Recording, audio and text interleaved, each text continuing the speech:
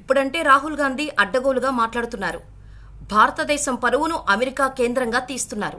ఇప్పుడు రాహుల్ గాంధీ స్థానంలో ఒకప్పుడు అటల్ బిహారీ వాజ్పేయి ఉన్నారు. నరేంద్ర మోడీ స్థానంలో ఇందిరాగాంధీ ఉన్నారు. నాటి కాలంలో దేశం ఇప్పట్లాగానే పాకిస్తాన్తో యుద్ధం చేయాల్సి వచ్చింది. పైగా పాకిస్తాన్ దేశానికి అమెరికా అండగా ఉంది. భారతదేశాన్ని ఏకాకిని చేసింది.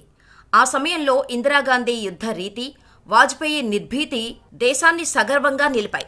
అంతటి అమెరికన్ సైతం తలవంచేలా చేశాయి. ఇంతకీ నాడు ఏం జరిగింది? ఇందిరాగాంధీ ఎలా వ్యవహరించారు?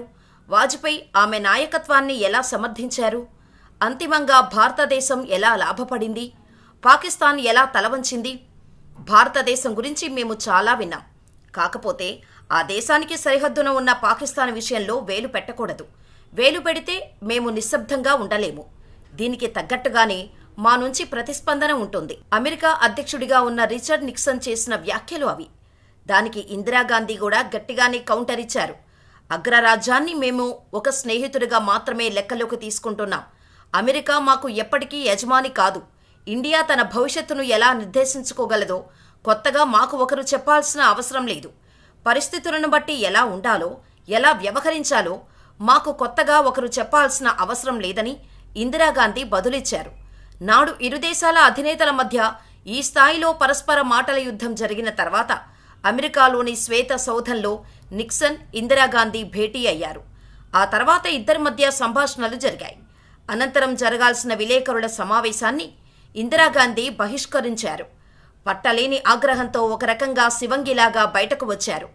ఆమెకు సెండ్ ఆఫ్ ఇవ్వటానికి అమెరికా విదేశాంగ కార్యదర్శి, national security adviser Henry Kissinger car దాకా వచ్చారు. మీరు అనవసరంగా తొందరపడ్డారు. అమెరికా అధ్యక్షుడితో కాస్త నిదానంగా మాట్లాడాల్సి ఉండేది అని ఆమెకు సలహా ఇచ్చారు. మీరు ఇచ్చిన ఉచితమైన సలహాకు ధన్యవాదాలు. మేము డెవలప్డ్ కంట్రీగా ఉన్నాం. ఇటువంటి సమయంలో మా మీద జరుగుతున్న దాడులకు వ్యతిరేకంగా పోరాడే సత్తాను కూడా కలిగి ఉన్నాం. మాకు బలం ఉంది. దృఢమైన వ్యక్తిత్వం కూడా ఉంది. కొన్ని వేల కిలోమీటర్ల దూరం నుంచి మరొక దేశాన్ని రూల్ చేయగలిగే స్ట్రెంత్ మీకు లేదని, దానిని నేను రుజువు చేస్తానని ఇందిరాగాంధీ బదులిచ్చారు.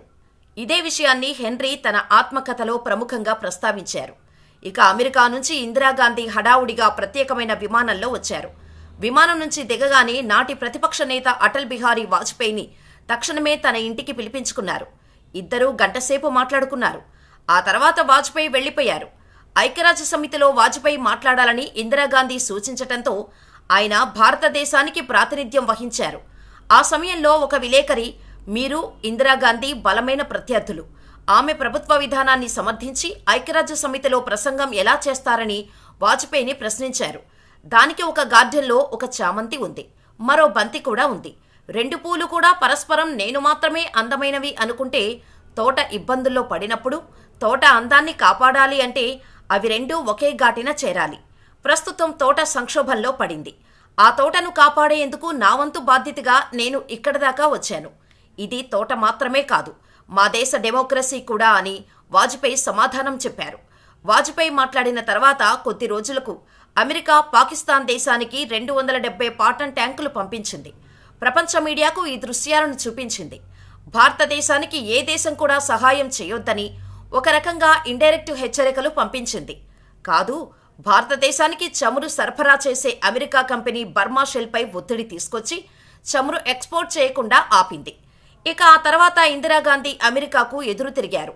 ఆమె అద్భుతమైన దౌత్య నీతి చూపించి ఉక్రెయిన్ నుంచి చమురు సరఫరా అయ్యేలా చేశారు. పాకిస్తాన్తో యుద్ధం వల్ల అమెరికా పంపించిన ట్యాంకులను భారత్ బద్దలు కొట్టింది. నేటికి రాజస్థాన్లోని ఎడారులు ఆ బద్దలైన ట్యాంకులకు సాక్షులుగా ఉంటాయి.